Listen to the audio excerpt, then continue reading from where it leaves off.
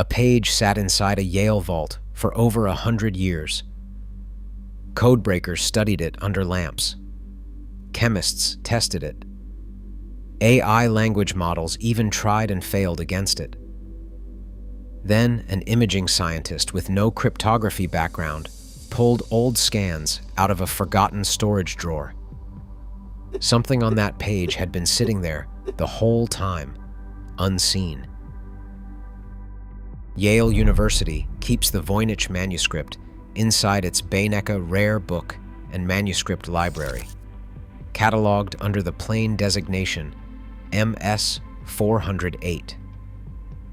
In 2009, scientists at the University of Arizona ran radiocarbon dating on samples of its vellum and traced the material back to somewhere between 1404 and 1438, confirming the book is genuinely older than 6 centuries, rather than some clever, more recent forgery.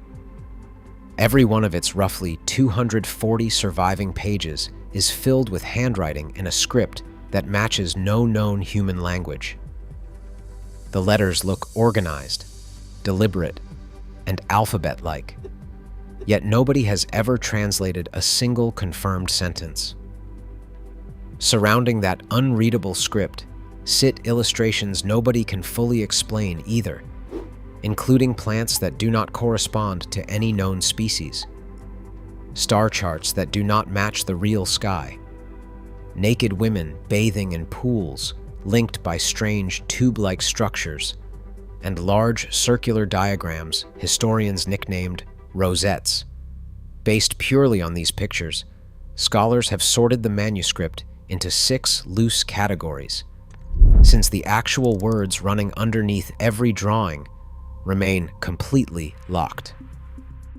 Wilfrid Voynich, the Polish antiquarian book dealer who gave the manuscript its name, purchased it in 1912 from a Jesuit college in Italy, part of a larger batch of older manuscripts the Jesuits were selling off for money.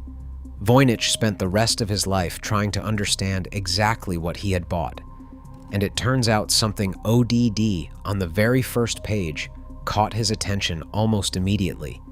That small, easily missed detail on the manuscript's opening page sat mostly forgotten for the next 100 years, buried underneath a much bigger and much older mystery about who had actually owned this book before him. The earliest confirmed reference to the manuscript's existence comes from a 1639 letter written by Georg Beresch, an alchemist based in Prague. Beresch described the book as a kind of riddle sitting uselessly in his library, and mailed a sample of its writing to Athanasius Kircher, a well-known Jesuit scholar in Rome, famous for claiming he had cracked Egyptian hieroglyphics. As far as historical records show, Kircher never wrote back. Beresch's letter also carried a second-hand story about how the manuscript had reached him in the first place. According to that account, the book once belonged to Rudolph II, the Holy Roman Emperor, who ruled between 1576 and 1612, and kept a court full of both legitimate scientific minds, including Johannes Kepler and Tycho Brahe, and far more questionable figures, including the English astrologer John Dee and his associate Edward Kelly. The story claims Rudolph paid a large sum of gold for the manuscript, believing it had been written by the 13th century English friar Roger Bacon, and that he later handed it to his court physician, Jacobus Horschicki de Tepanek. Horschicki's signature was later scraped off the manuscript's first page, though it can still be read today under ultraviolet light. After Horschicki died in 1622, the manuscript eventually passed to Beresch, and after Beresch's death, it went to his friend Johannes Marcus Marci, a Prague physician whose name will matter enormously later in this story. In 1665, Marci mailed the book to Kircher in Rome, along with a letter explaining that he genuinely believed Kircher stood the best chance anyone had of finally reading it. Kircher kept the manuscript, and it then vanished into Jesuit archives for roughly 250 years, resurfacing only when Wilfrid Voynich bought it in 1912. Every single person in that long chain, an alchemist, an emperor's own physician, and one of Europe's most respected scholars, tried and failed to explain what the manuscript actually said. That pattern of frustrated ownership sets up exactly why the small detail Voynich noticed on the book's opening page would eventually matter so much more than anyone realized at the time. When Voynich examined the manuscript's first page closely, the lower margin looked slightly wrong to him, as though something had once been written there and then faded almost completely away. Around 1914, he tried treating the page with a chemical reagent, hoping the chemicals would darken whatever ink remained enough to make the old writing legible again. The attempt only partly worked. It brought back a rough hint that writing had once existed in that spot, but nothing close to readable, and it left behind a faint chemical stain on the parchment that conservators can still identify today. For the rest of the 20th century, this smudged corner of the first page stayed exactly that, a smudge, a lingering hint of something that used to be there and nothing more. Nobody at the time had the tools needed to bring it back into focus, so most researchers simply moved on to other angles of the mystery instead. Decades later, and for reasons that had nothing to do with solving this specific problem, a different research project happened to capture the exact kind of image that could finally break this open. Nobody working on that project realized it at the time. In 2014, a research group called the Lazarus Project received permission from Yale's Botanical Library to take multispectral scans of 10 selected pages from the manuscript.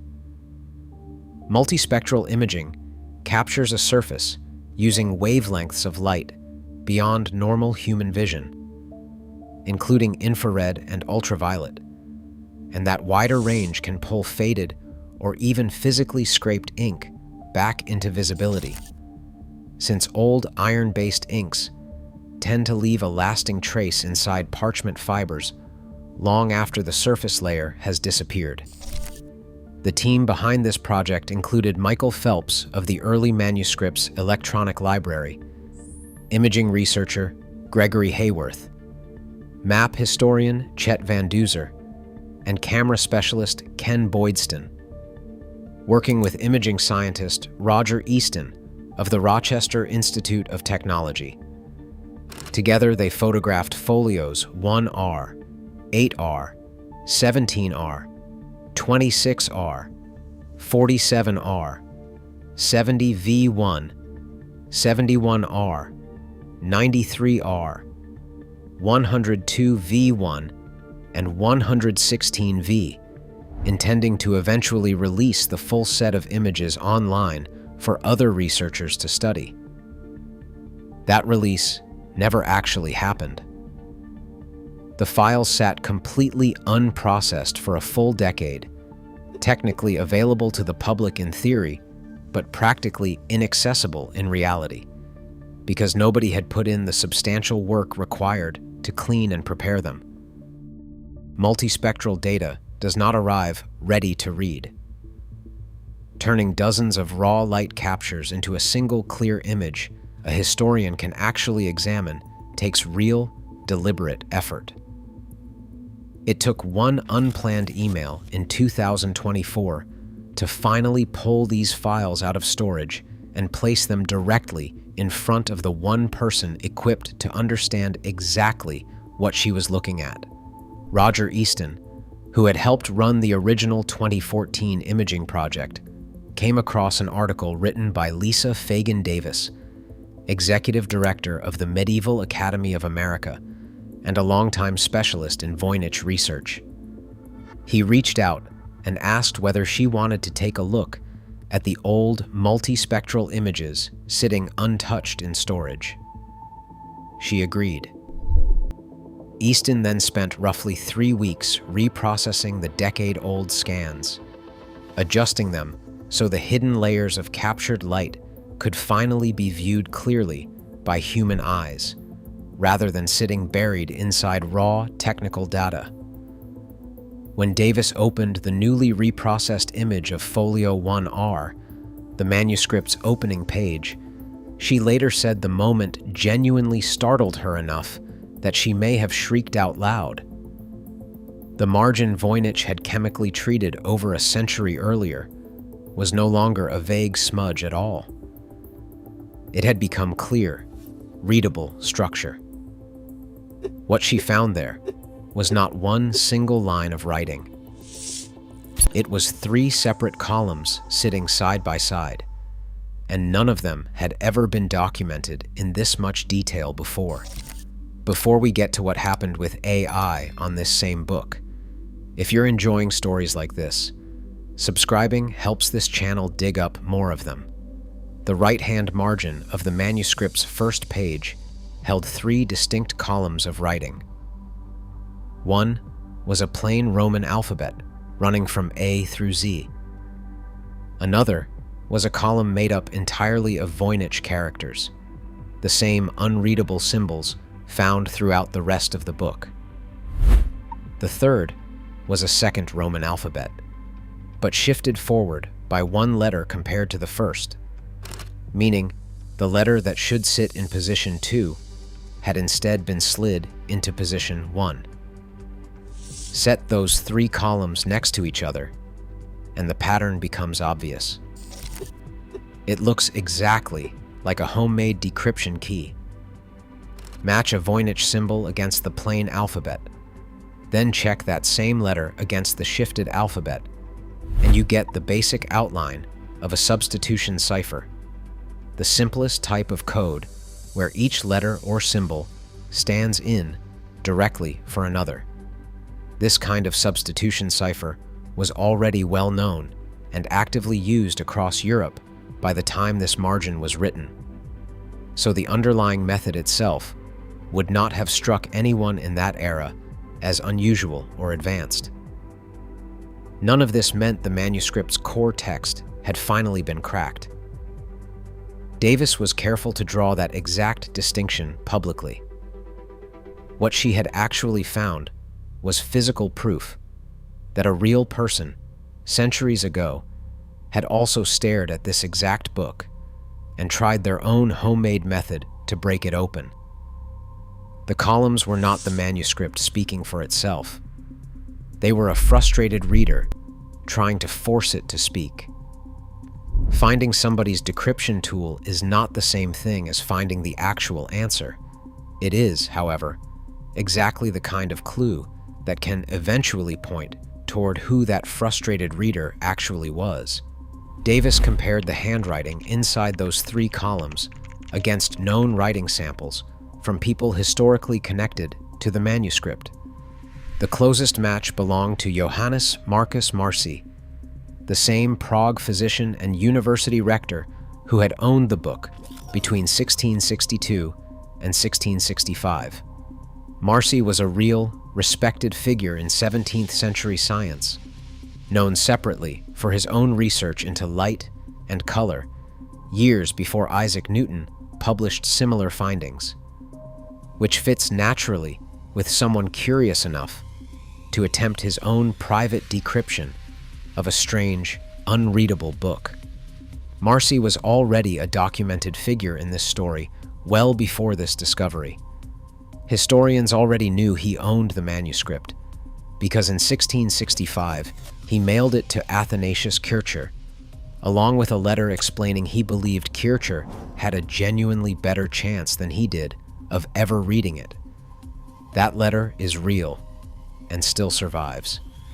What nobody had confirmed until 2024 was that Marcy apparently did far more than simply pass the book along to someone with a bigger reputation.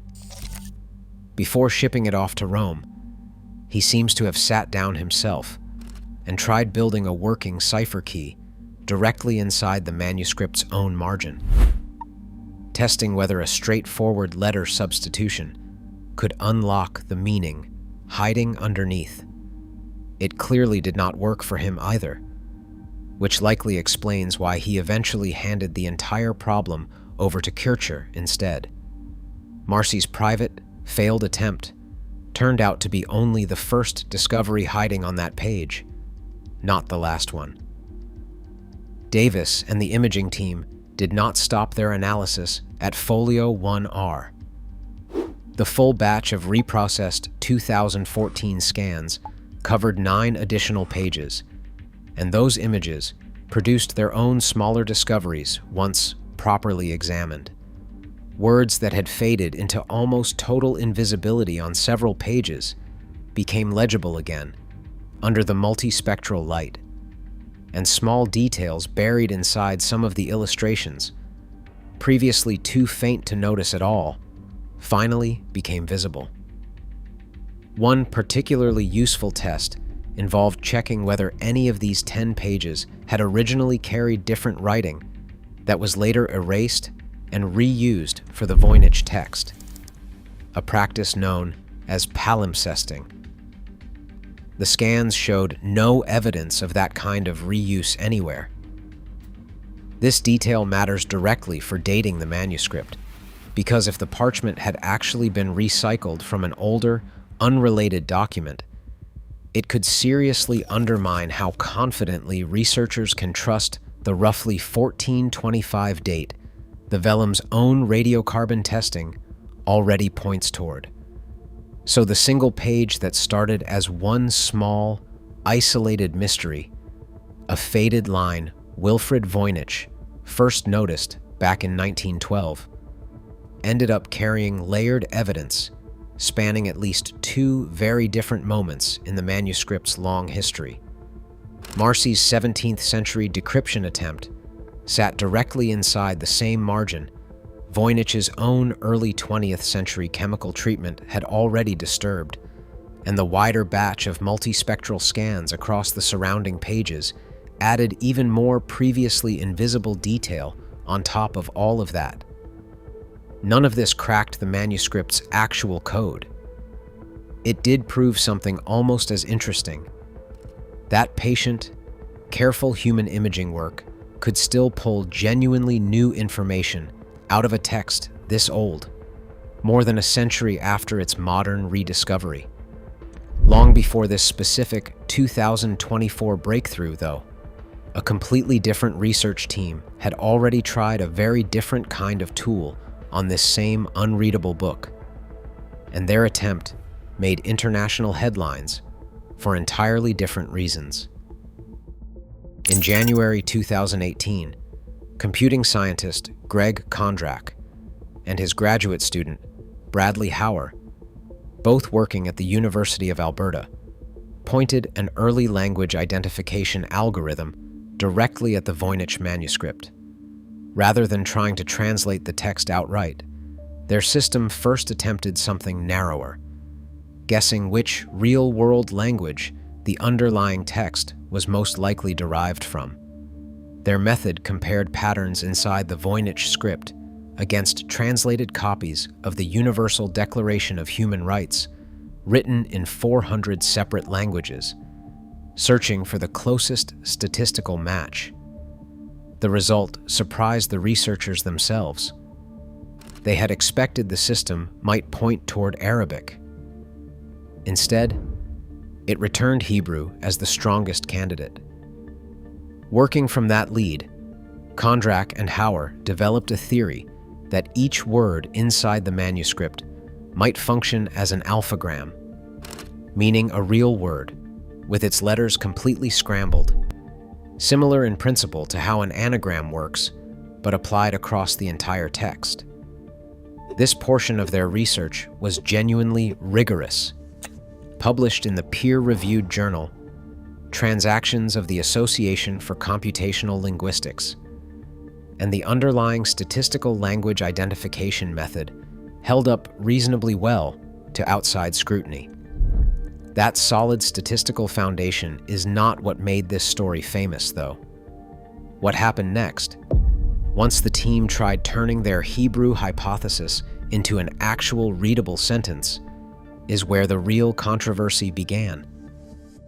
Using their alphagram method combined with Google Translate, Kondrak and Hauer produced a single translated sentence from near the very beginning of the manuscript, which read, roughly, as a statement about someone making recommendations to a priest, the man of the house, and other people. Kondrak told reporters the sentence was grammatically coherent and represented a genuine breakthrough. Major outlets picked up the story within days, with headlines suggesting the 600-year-old mystery had finally been solved. The excitement collapsed almost as fast as it had spread. Damian Fleming, a medievalist at Indiana University, Purdue University, Fort Wayne, publicly criticized the finding almost immediately. His objection had nothing to do with the language identification step, which had used solid, defensible statistics. His objection was aimed squarely at the final translation stage, which relied on Google Translate, a tool built and trained entirely on modern Hebrew to interpret text that was potentially over 600 years old and deliberately scrambled on top of that. Kondrak himself later admitted that fully confirming any real meaning would require an actual expert in ancient Hebrew reviewing the results directly, someone the original study had never actually brought in. Longtime Voynich researchers were quick to point out that this was far from the first time a dramatic breakthrough claim had made headlines only to quietly disappear once nobody else could reproduce it. Dozens of similar announcements had come and gone over the preceding century, and this one followed the exact same pattern almost immediately, lining Marcy's 17th century cipher key up next to Kondrak, and Hauer's 21st century I experiment produces a genuinely useful comparison, because both attempts share a surprisingly similar shape despite being separated by roughly 350 years and an enormous gap in available technology. Marcy built a simple substitution key by hand, testing whether swapping Voynich characters for Roman letters could unlock a hidden meaning. Kondrak and Hauer built something considerably more sophisticated, an algorithm testing statistical letter patterns against hundreds of known languages, followed by an anagram-style unscrambling method run through a modern translation tool. Both approaches produced something that looked, at least briefly, like real progress. Marcy's 3 columns genuinely resemble a working decryption key. Kondrak and Hauer's Hebrew identification really did hold up under peer review. And both attempts ultimately hit the exact same wall once anyone tried pushing the actual translation step any further, producing no output that any qualified independent expert has ever been able to verify as the manuscript's real, intended meaning. That repeated pattern, real methodological rigor, followed by an unverified final leap, shows up again and again throughout this manuscript's entire history. Whether the tool involved is a handwritten cipher table from the 1660s or a peer-reviewed algorithm from 2018, Kondrak and Hauer's Hebrew claim was not an isolated embarrassment. In 2019, the University of Bristol issued an official press release announcing that researcher Gerard Cheshire had cracked the manuscript's code, identifying the text as an extinct language he called Proto-Romance, an early form of spoken Latin predating languages like Italian and Spanish. Lisa Fagan Davis was among several scholars who publicly called the claim unreliable almost immediately, and Bristol pulled its own press release within a single day.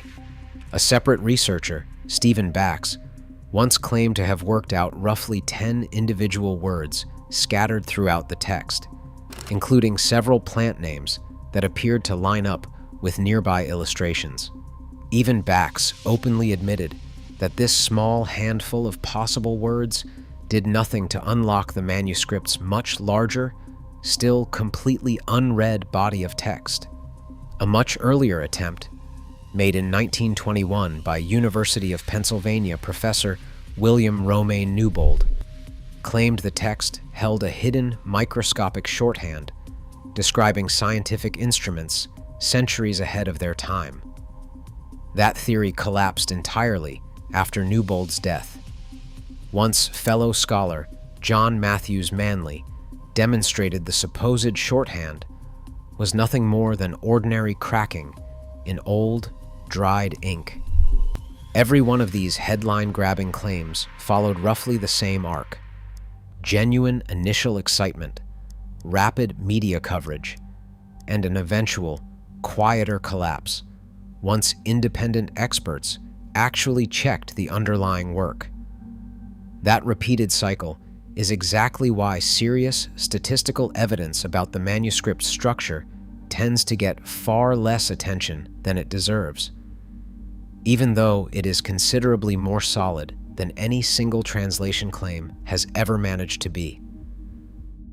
Despite every failed translation attempt, the Voynich script continues to behave statistically like a genuine human language rather than random, meaningless gibberish. And that single fact keeps serious linguists interested even now.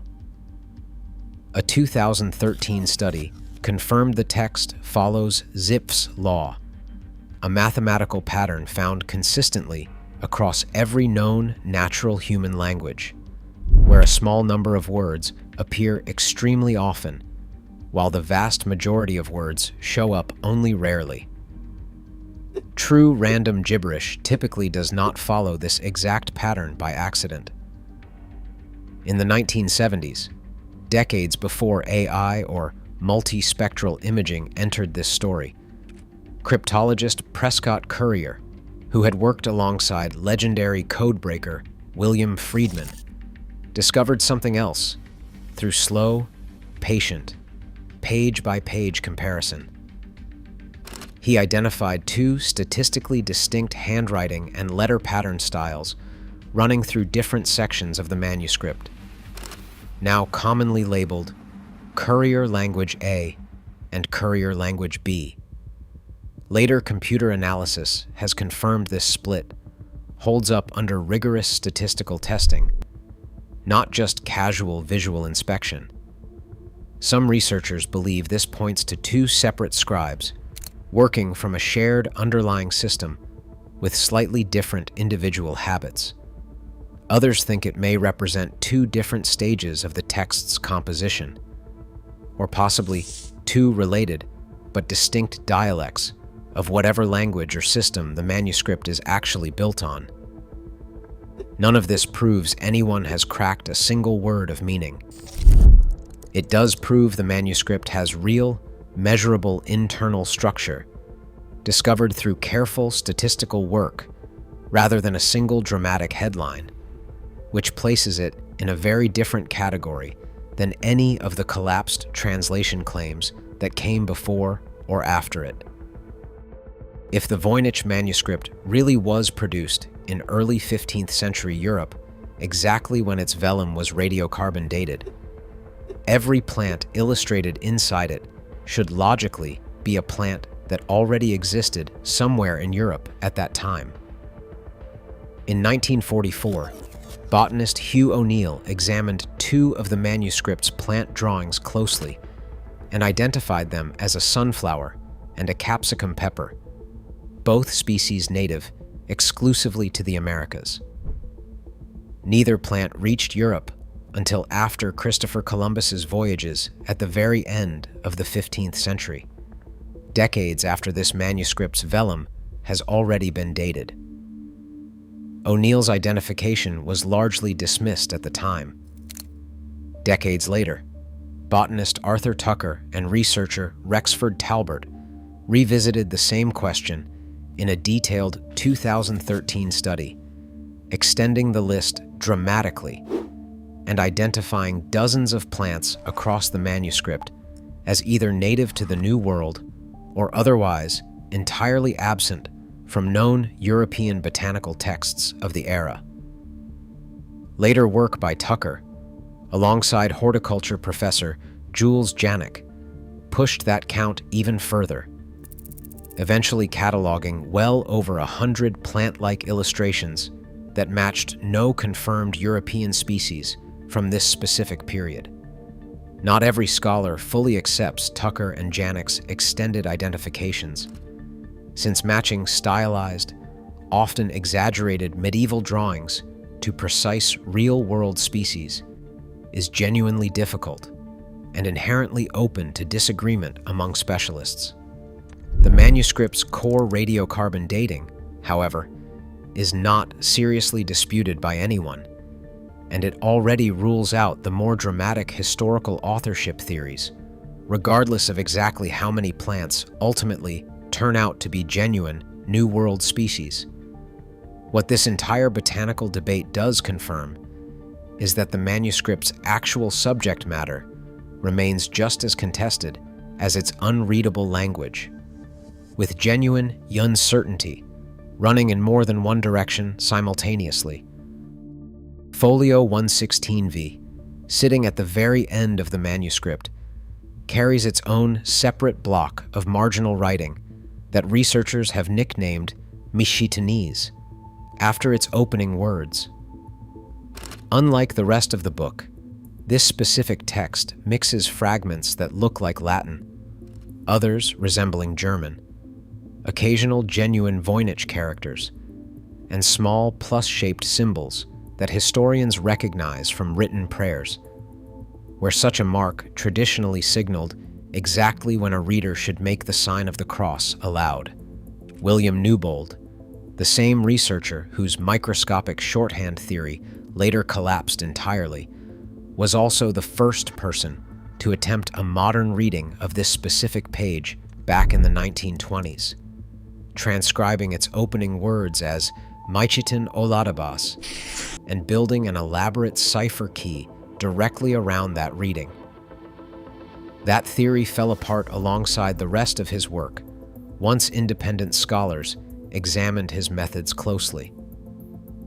Decades later, in the 1970s, researcher Robert Brumbaugh tried an entirely different approach, reading part of the same text as a deliberately scrambled reference to Roger Bacon's name, an interpretation most later specialists consider just as strained as Newbold's original attempt.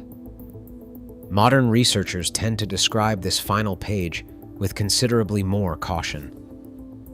Voynich specialist René Zandbergen and others have suggested the marginal writing might simply represent what is known as a probatio penne, a scribe casually testing a fresh pen or fresh ink by scratching out half-remembered fragments of Latin, German, and invented script, rather than deliberately encoding any real hidden message at all. Nobody has proven that particular theory correct either. This page remains, over a century after Voynich first purchased the manuscript, exactly as contested as the moment Newbold first got his own reading badly wrong. The Voynich manuscript's core text remains completely unread. That basic fact has not changed despite every attempt described here. Codebreaker. William Friedman studied the book for years during and after the Second World War and never solved it. British cryptanalyst John Tiltman, who worked at Bletchley Park, also failed. A modern, statistically rigorous AI language identification project in 2018 correctly narrowed the text toward Hebrew, then collapsed the moment it tried to force a full translation using tools never built for a task this specific. A university press release in 2019 collapsed within a single day. A microscopic shorthand theory from 1921 collapsed after its own author's death. What survives underneath every one of these failures is a genuine 600-year-old physical object, radiocarbon dated with real confidence, filled with a script that behaves statistically like real human language, while defeating every documented attempt to read it. Sitting quietly today inside a climate-controlled room at Yale. In 2024, that same object finally gave up one small, real, verifiable secret, not through artificial intelligence, but through a decade-old batch of forgotten multispectral scans, and one researcher who happened to open the right email at the right moment, discovering that a real 17th century physician had once sat with this exact book and tried and failed to break it open using nothing more than a homemade substitution cipher. If you want more deep dives like this one, subscribing costs nothing and keeps this channel chasing down stories exactly like it.